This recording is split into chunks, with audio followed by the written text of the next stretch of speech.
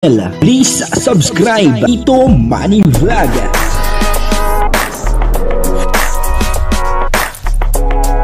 Payagan po si Tito Manny Vlog na mag-reactor para pambiling gamot sa kanya pong karamdaman. Wala man siyang records ng ng awayan. Yun po, kaya po pala sumikat itong si Kalingap Dan saka si Kuya Jomar Vlog, ito po pala ang kanilang sekreto, alamin po natin kung ano po yung sekreto na yan. Pero bago po yan, siyempre ako muna po bumabati sa inyong lahat ng magandang umaga, magandang tanghali at magandang gabi sa inyong lahat mga kapatid. Saan man kayo ng panig ng mundo naroon ngayon, ay mag-iingat kayo palagi at pagpalain kayo ng ating Panginoon. Maraming salamat din po sa patuloy na tumatangkilik sa aking YouTube channel at nanonood sa aking video reaction. Patuloy lang po natin suportahan sila Kuya Bal Santos Matubang, Kalingap Rab, at Edna Vlog, Jack Tapia, at siyempre mga kasama po natin sa Karepa, at ganoon din yung mga Kalingap partner na charity vlogger.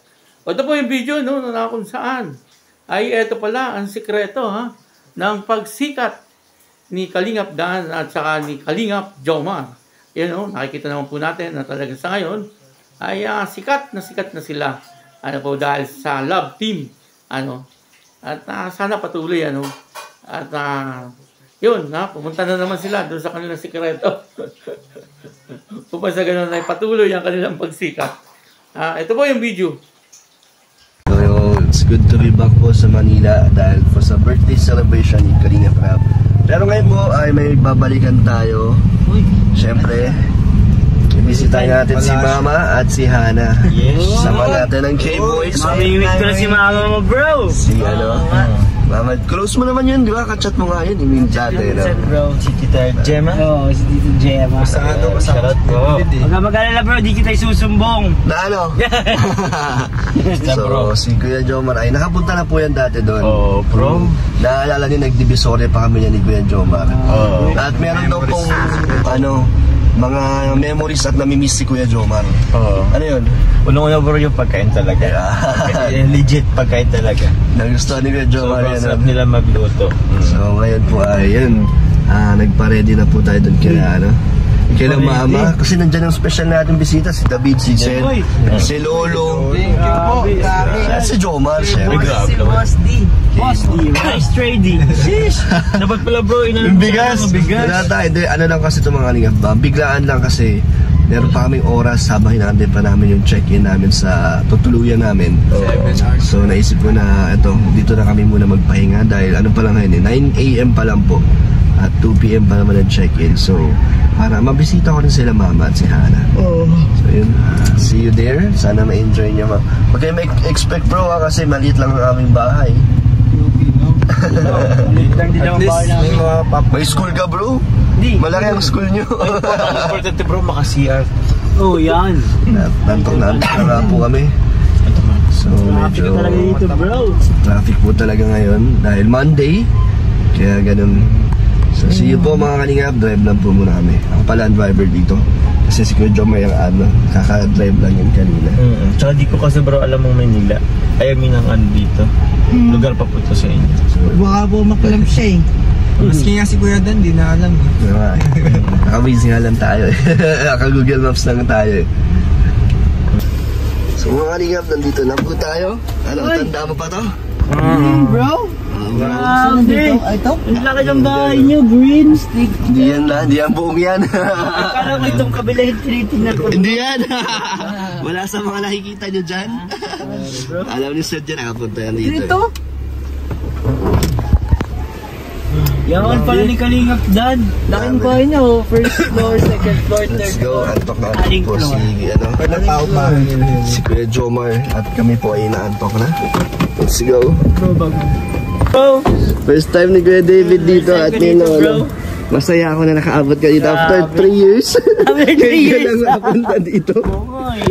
Namit mo na ang aking ref magnet. Meron pa ako dong ref magnet. Dito kayo, kain kayo ng bigo, tsaka kita na dito kayo. Sige po, si Kuya Jomar po. Halika na dito mga. Oo, Dito kayo, May ano, Dati nung nakapunta si Jomar dito, umpisa pa lang yan. Ngayon pagbalik niya, sikat na sikat na. Sikat na yan. Humble beginnings. Ay, baka mag-viral tayo. Baka ito ang dahilan kung bakit siya naging ganyan. Humawak siya dyan sa Buddha. Humawak siya dyan. dito kayo. Ba't baby mo? Yan po, no, nakapanood po natin yung video at dito nga po ay sila Kalingap Dan, sila Kuya Jomar, si Lolo, si Kalingap David, at saka si Cedric. Ano po ay nagpunta doon mismo sa bahay ni Kalingap Dan, doon sa Maynila, no, nakakatuwa, ano po, isang grupo sila na pumunta doon at tropa ng K-Boys, ano. Pero yung ibang K-Boys, wala, no, sila lang ang pumunta doon, 5 sila.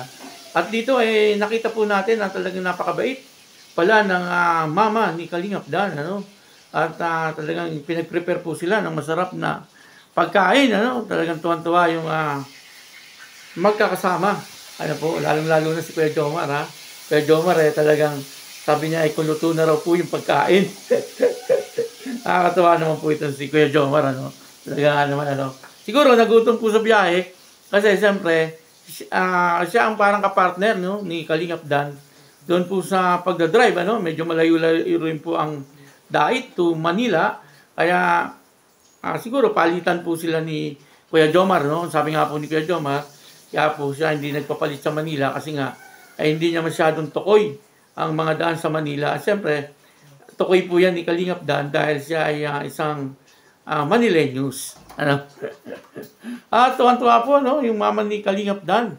Ano, pagdating po doon sa bahay nila, talagang preparado.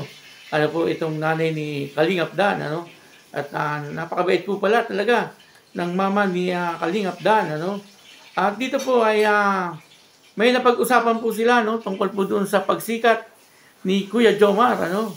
At sabi nga po ni Kalingap Dan, kaya nga daw po sumikat si Kuya Jomar ay dahil nga daw po doon sa pagpunta sa bahay nila at parang umawak doon sa Buddha. Hindi ko ba alam kung joke or totoo ang kanya sinasabi. Pero, ang katotohanan ay talagang nakapunta na po doon si Kuya Jomar, ano? Kasama po noon yata si Kalingap Nico, at saka itong si Norman, ano? O si Kuya Jomar ang nauna. Hindi ko ba alam, basta noon alam ko, may vlog po sila na magkasama po sila ni Kalingap Dan. Parang nagpunta pa po sila noon ng Divisoria. Ano po, at bumili sila ng damit na pasalubong. Para kay Rina yata yun. Noon ano po, medyo matagal na yun. Yun po ay parang yun ang aking natatandaan. Ano po. At yun pala po ang dahilan ng pagsikat ni Kuya Jomar. Yung umawak siya sa Buddha na naandun sa bahay nila Kalingap Dan. Ano? Sana makapunta rin po tayo doon. Na makahawak po tayo doon sa inawakan ni Kuya Jomar, ano? Upang sa ganun ay mag-trending din tayo at mag-viral, ano, sa pagre-reaksyon. Pero, yun naman po ay siguro ay nagkakataon lang or joke lang, ano? Depende rin po yan sa ating paniniwala, ano. Siyempre, wala pong ibang makapangyarihan sa lahat. Siyempre, ang ating Panginoon, ano po. Sabagay, yung Buddha, yan po ang isa sa mga talagang sinasamba na mga ano natin, no, kababayan natin, ng mga Chino, ano po, yung mga Chinese, ano, di po ba Buddha ang kanilang sinasamba. Kumbaga, kanya-kanyang pamamaraan sa pananampalataya, ano po. Kaya yun, ano, kaya po pala sumisikat, ano, itong si Kalingap Dan at saka si Kuya Jomar. Si Kalingap Dan, siyempre, pabalik-balik po yun doon. Siguro, panay ang hawak niya doon sa Buddha. At kada punta niya siguro doon, ay humahawak siya doon upang sa gano'n ay nananatili siyang viral, ano. Nakikita naman po natin na talagang yung teleserye na Danjoy talagang sa ngayon ay napakaganda ng istorya. At siyempre ganoon din po yung Jomcar. Ano, napapansin naman po natin na talagang maayos ang takbo ng teleserye. Ano? Kaya ayun, ano, yun po ang kanilang sikreto. At patuloy na po natin sa portahan, siyempre, ang K-Boys, ano, Kalingap Rab, Kalingap Dan, Kalingap Edu, Jomcar, si Kalingap Jomar, si Kalingap Lulu, At saka si marami, no? Kalingap Nico. Marami po, no? Si Kalingap David. Marami po sila, no? Supportahan po natin sila. Ganun din po siyempre si Kuya Val Santos Matubang. At Ate Edna Vlog. Ano po, at pasuportahan na rin po ako, si Tito Manny Vlog. Ayan. Maraming salamat po sa inyo lahat. At God bless you all. Diyos mabalos. Pasuportahan nga po pala si Rosbas Official at si Sagap TV. Maraming salamat po sa inyo lahat.